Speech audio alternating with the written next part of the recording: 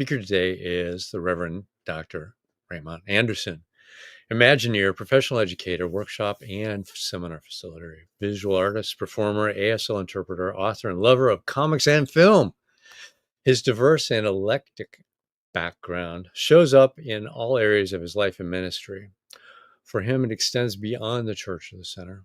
He is ordained Centers for Spiritual Living minister and serves as the founding minister and spiritual director of the Center for Spiritually Integrated Arts, a Centers for Spiritual Living teaching center.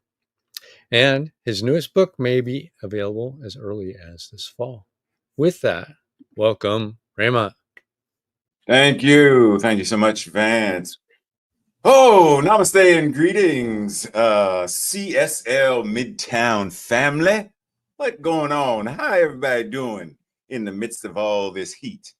So yes, I am extremely grateful to be with you all once again, and I pray that you are all well and know how amazing you are. Breathe. Today we are discussing this idea, as Maya said. Yeah, we're talking about the wisdom to be learned from sharks. While it might seem strange, we're actually being invited to the awareness that any expression of God offers greater wisdom to the expression that God is as us. Breathe that in. No matter where God is showing up, what God is showing up as, because it is a oneness, when we peer into and see, it gives us greater awareness about who and what we are. This is exactly why Pythagoras said, know thyself, and then you shalt know all of the universe and God. Because there's no separation. It's all the same thing. So with that, however, there are times we bump up against some obstacles, right? We bump up against the ideas that say, but am I? Right? Like there are roadblocks, or there are boulders in the street, or there are concepts that block us from being able to proceed in our lives. So pause and ask yourself for a second. In my life, obstacles. When I say obstacles for me, what does that mean? What do they look like? How are they showing up? Pause. Breathe.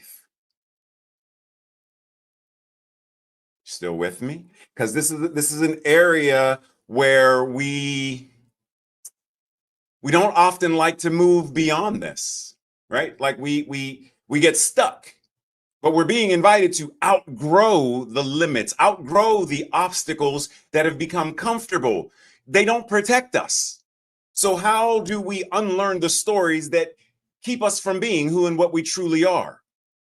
How do we consciously create and embody the most authentic and empowered you that you can? Me, how do I do that for me? How do we do this individually and collectively?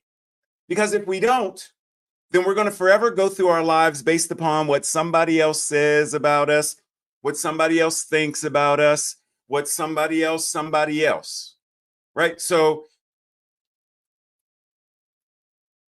what we going to do, people? What are we going to do? So if I were to ask you, what do your friends think you do? What do your friends, if we were to sit down with any of your friends and ask them about you, what would your friends say? What about a parent? What about a sibling? What about an employer? What about anyone in culture and society? See, there are different people who don't really understand, and so they project. They make up a story about who and what we are. So this week, taking the point that Dr. Holmes gave us, or teaches, you should celebrate your unique existence, no matter what others think. Breathe that in. Because there are going to always be people who think something about you. And there's the idea of what you think about you. And oftentimes, even that idea isn't accurate. What? Exactly. See, oftentimes, in many ways, we even misunderstand ourselves. We misunderstand who God is, what God is, and what that means. We misunderstand. Now, what are some of the reasons that or some of the causes that someone may be misunderstood or misunderstand someone else? Because until we explore the various perceptions held by us about us, held by us about others, by others about us, blah, blah, blah, blah, and how some of these perceptions cause and perpetuate misunderstandings of ourselves and others. Until we do this, there is no way we are going to steward the most life-affirming, the most authentic and truest version of ourselves as divine incarnations of God. It's not going to be possible. Breathe. Now, in the grand scope of the world, I'm sure if you've been anywhere in politics and society with stuff that's going on, social media, etc., you're familiar with the terms misinformation, disinformation, malinformation. I'm sure you're familiar with these terms. And if you're not, I invite you to either come back and look at the graphic or send me an email or send Vance an email and ask for this slide. Because if we're not able to discern, how do we know? How do we know if I'm engaging in misinformation about who I am as a divine being? How do I know if I'm engaging in disinformation regarding Vance and him as a divine being? How do I know if I'm engaging in malinformation regarding Maya and her as a divine being? How do I know if I can't discern and decipher the differences? How do I know that I'm making apple pie if I can't determine the difference between an apple and an orange? I told Vance I'm making apple pie, and I give it to him, and he takes a slice, and he's like, why does it taste like oranges? Oh, those aren't apples? You weren't sure? I mean, I thought I did. No, I just went to the store and bought some fruit. I thought it was all the same thing. Information is information, right? I mean, it's all God, so it's all good. So, no, not all mushrooms are created equal. Come on, not all berries are created equal. Not all snakes are created equal. You follow me, right? So part of this embodiment of the divine is really getting to a space and an awareness where we understand. Miguel Ruiz says, if others tell us something, we make assumptions. If they don't tell us something, we make assumptions. And we make these assumptions to fulfill our need to know and to replace the need to communicate. Even if we hear something and we don't understand, we make assumptions about what it means, and then we believe the assumptions. We make all sorts of assumptions because we don't take the time nor have the courage to ask questions. Ask questions. See, because in the grand scheme of things, as Maya said, not only is it Shark Week, and not only are we celebrating, Hollywood, whoever, celebrating the 50th anniversary of Jaws, when you think about it, sharks get a bad rap, right? Going back to the idea of misinformation, disinformation, malinformation. Okay, so when you think of a shark, when you see a shark, what do you see? Do you adequately, effectively see it is a divine expression of God? Or do you see, oh my goodness, it's a sea monster, get out of the pool? You said get out of the pool. There better not be a shark in the pool. But the concept is we're terrified of them. And scientists, marine biologists will tell us that due to Jaws, the film, and other subsequent representations of the shark, they get a bad rap. We create them as the enemy, as the villain. So in terms of that, let's swap it and flip it. Instead of the shark gets a bad rap, who gives you a bad rap? And in what way do they give you a bad rap? You know, I don't remember what cartoon it is, but they drew 3 different sharks, and they drew them as these vicious, mean, conniving kinds of creatures. And sharks really aren't that. And oftentimes, the bad rap we give to others, it's not what we make it out to be either. And yet, why do we do it? For example, it's easy for me as a Black man to vilify the Klan and make them out to be sharks. I give them a bad rap. They're like, oh, they're the enemy. And yes, because of their behavior, it is not life affirming. It does not support my life. And I have no intention on becoming an ornament for anybody's Christmas tree or oak tree. So no. And yet, as someone who practices and embodies this teaching, I am invited to see through the Martha Stewart sheets that they wear. See through the behavior to the heart and to the consciousness and recognize them as God in order to assist in whatever way them to heal their consciousness, to then move into the next era of what it means to be a world that works for all.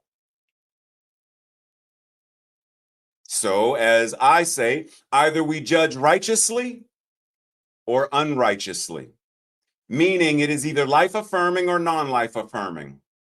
Racism, Homomisia, Transmisia, Xenomisia, Sexism, Ableism, Fatmisia are all the result of unrighteous judgments caused by a level of hatred, fear, and ignorance. Oh my.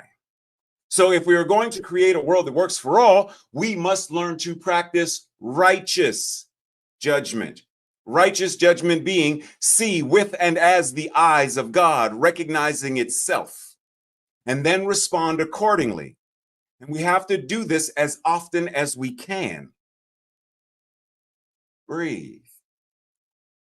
Now, I know some folks don't like the word judgment, whether I use it with righteous or not. They're like, we are not supposed to judge. Yeah, I hear you. I hear you. However, when a physician looks at any of these images, whether it is a broken bone, whether it is a blocked artery, whether it is a brain scan, whether it is a blockage in the heart, doesn't matter. Makes no difference. When a physician looks at an x-ray with a patient and they're sitting there and they're examining it and they're like, okay, and the doctor's pointing out, so this is the part of the leg or this is part of the ankle, this is what's going on in your body. Are they judging it? Or are they stating a fact that this part of your body is demonstrating this occurrence? And if the doctor is a capable and skilled doctor, then what they are showing is a righteous judgment, because they're not going to just say, oh man, Susan, looks like the x-ray said your femur in your ankle and your metatarsals, they broke up, honey. They all smashed up. Oh, I don't know how you're going to get around. Go on out. Your appointment's done. The doctors don't do that. They're like, okay, this is what the x-ray shows. This is what the scan shows. Now, my plan of action to help you regain stability and balance and strength and is this. That's righteous judgment, because they are seeing not the problem, they're addressing the problem, but they're already solution focused. They're already in the realm of the amen for the person's body. Are we already in the amen of a world that works for all? You are all that you are as an expression of that divine feeling, fire, inspiration, passion, imagination, and creativity, that it may be expressed through you in life-affirming ways based on your choosing. The spirit which is you not just in you, it is you, comes to you as easily as you come to you. You aren't in you, you are you. God is not in you, God is you. You are it. So it comes to you with this new and fresh creativity, once again, as you choose, as you allow it to, because it's already there. You do not need to ask what others have done. It doesn't matter what Dr. Holmes did, doesn't matter what Ray Anderson did, doesn't matter what anyone did or how they did it.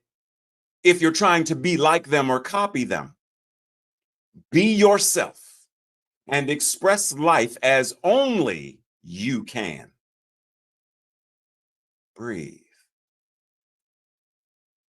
See, oftentimes we think about the people that came before us and we make the mistake of trying to be like them. You know, remember the slogan, be like Mike? As Matsu Basho said, do not seek to follow in the footsteps of the wise. Seek what they sought.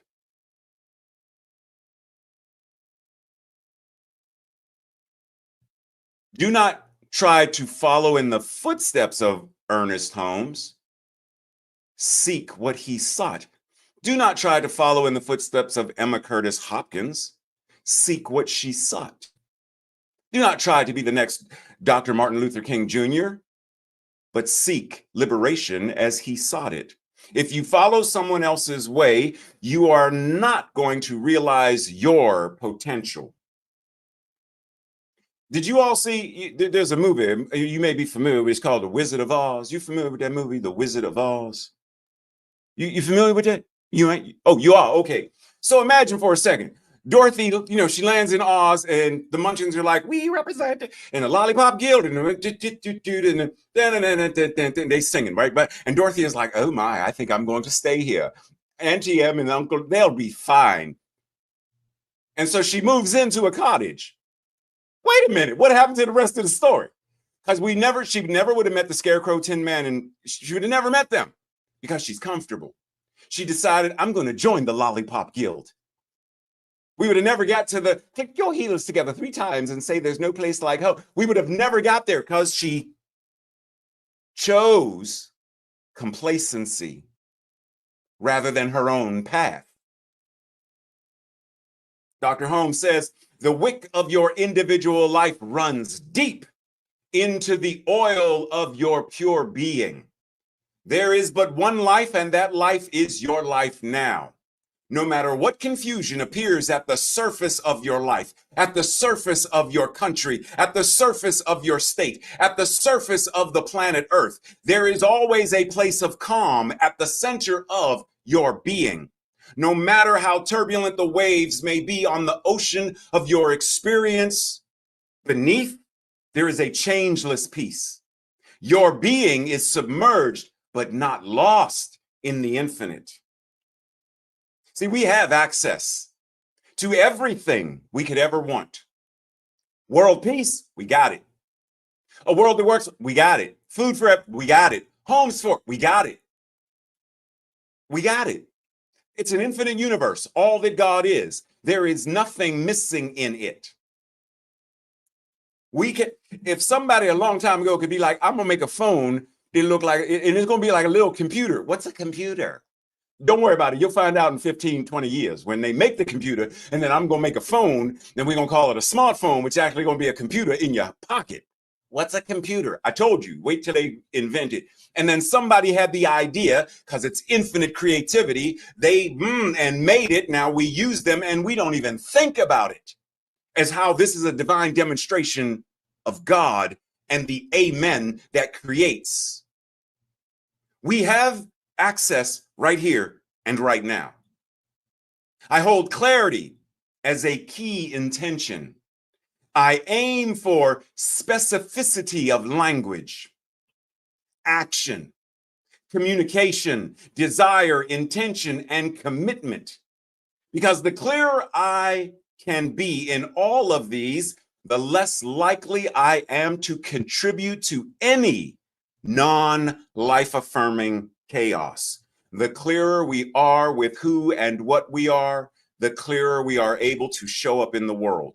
So ask yourself, who's directing and producing and starring in your life? Who is this? Is it you? Is it someone else? Is it the story of your mom or someone else that's going through? Just breathe for a second. Because it's easy to get lost in the idea. It's easy to get confused by. And so we ask, who's in charge? What is the operating system that is running my programming? Dr. Holmes says, we cannot only embrace ourselves. Somehow our arms must find themselves around the shoulders of all of humanity. We cannot worship a God who belongs to us alone. Only as we enter into a feeling of the essence that diffuses itself everywhere, then at last can we look at each other and say, I worship that which God is as it shows up in and as the form that you are. And when we do that, then we move into the space of what is beloved community? That is our invitation. How do we show up in and as a part of a loving community that embodies the vision of a world that works for all? How do we work together? Bell Hooks says, beloved community is formed not by the eradication of difference, but by its affirmation. By each of us claiming the identities and cultural legacies that shape who we are and how we live in the world. And one of the things that immediately stands out in this quote from her, for me, is the concept of what it means to radically love ourselves just as we are. Our divine differences are exactly that, divine differences. Why did God, in all its infinite grandeur, all that nature is, oranges, tangerines, pears, plums, apricots, cantaloupe, watermelon, grapes, green and red, cherries, strawberry. Why? Why? Because differences matter. The unique ways that God shows up matter. That means the unique ways that God shows up as your skin tone, your hair texture, your eyes, your voice, your way of being matters. Love yourself as that divine expression. That is how we truly worship the divine, by praising what it is as us and recognize our beauty. Breathe. So our school teacher today, Madam Mermaid, reminds us as we close. So my guppies, remember today's 3 key points. Seek clarity to avoid misunderstandings and judgments that are non-life affirming. Surround yourself with loving people in a supportive community, because as S. Kelly Harrell says, we do not heal in isolation. We heal in community. And lastly, radically love yourself. Your ability to love yourself is directly proportionate to your ability to love truly another. Remember the song, I love myself so much, so that I can love you so much, so that you can love you so much, and then you can start loving me. This idea of radically loving ourselves is contagious. And as we love ourselves, we then can love others till they then love themselves. And then it spreads, and then it spreads, and then it spreads. And we wake up and we realize it's a world that works for all. That's what I'm talking about. And so it is.